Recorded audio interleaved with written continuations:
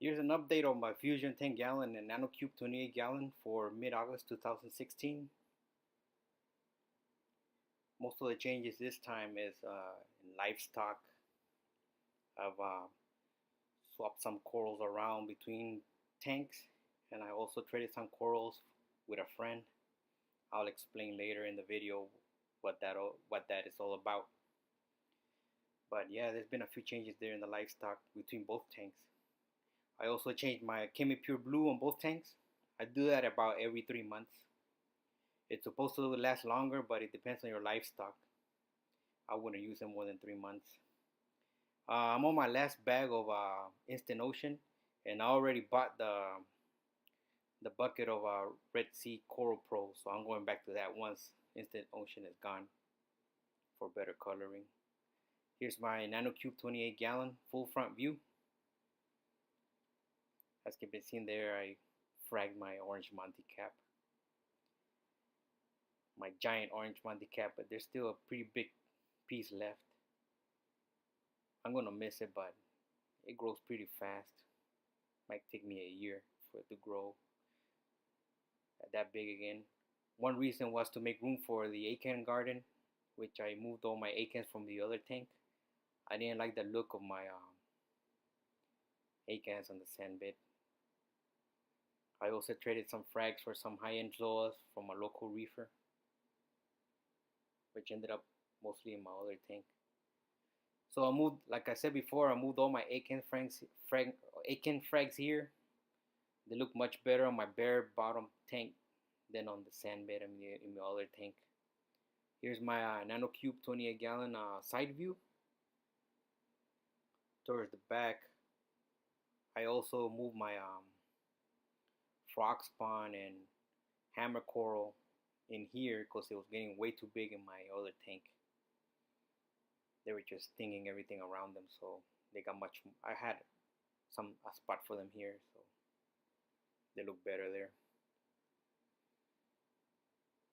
Yeah, since my other tank is only 10 gallons, I have 28 gallons here and more room, so it works out much better. We'll see what happens there. Here's my Nanocube 28 gallon right side view from the front.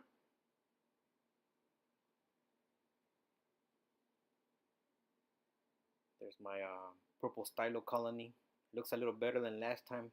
It was suffering RTN, but it looks like it's coming back. So hopefully we'll make a full recovery. I'm still dosing 7.5 milliliters of Kent Marine Nano Reef Part A and B.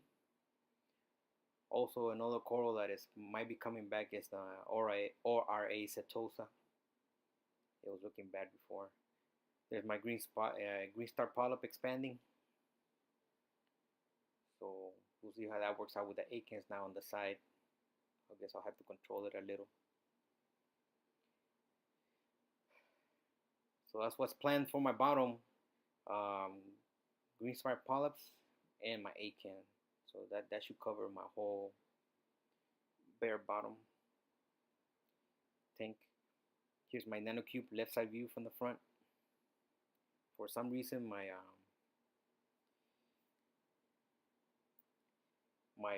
rose bubble tip anemone shrank and is hiding in the back after I move my corals around. So I'll probably do a big water change to fix that.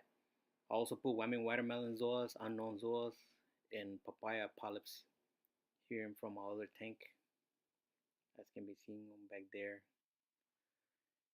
Here's what's left of my orange Monty, which is still pretty big.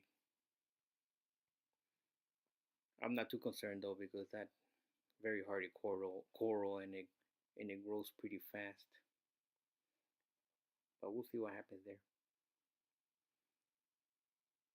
I'm gonna miss how it looked before, but it's okay because this is one of the reasons I fragged it. Made a little acan garden right there towards the front of the tank. Hopefully the green star polyp won't start growing all over it. I'll see what I can do about that. So let's go to my Nanocube 28 gallon. I'm sorry, Fusion 10 gallon full front view. So I made a new a whole bunch of zoas back there. I made a zoa garden rock out of them pretty much, which can be seen way back there. That's all the new zoas. Too many to mention, but they're all pretty nice.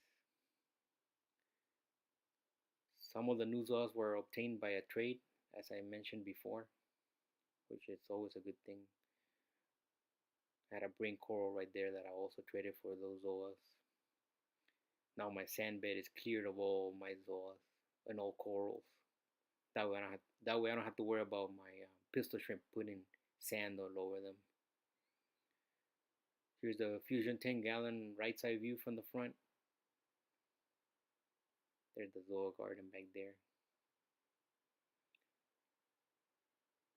Came out pretty well. We'll see what happens once they start growing over each other.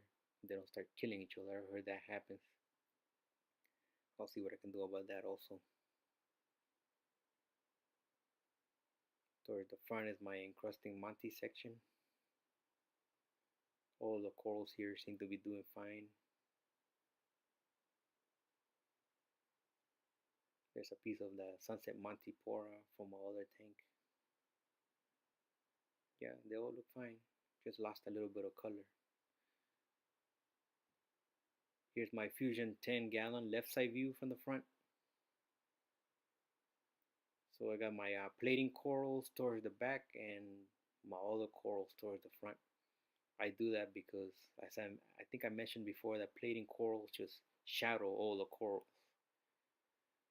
like in the rainforest, to thwart competition.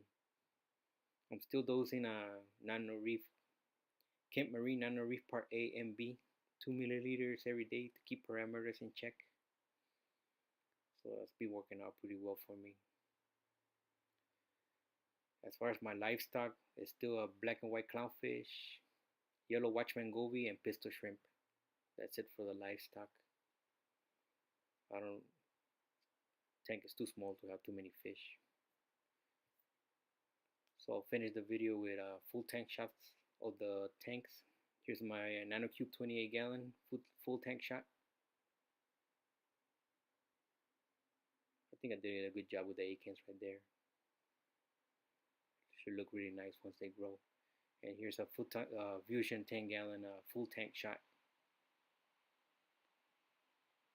So thank you for watching.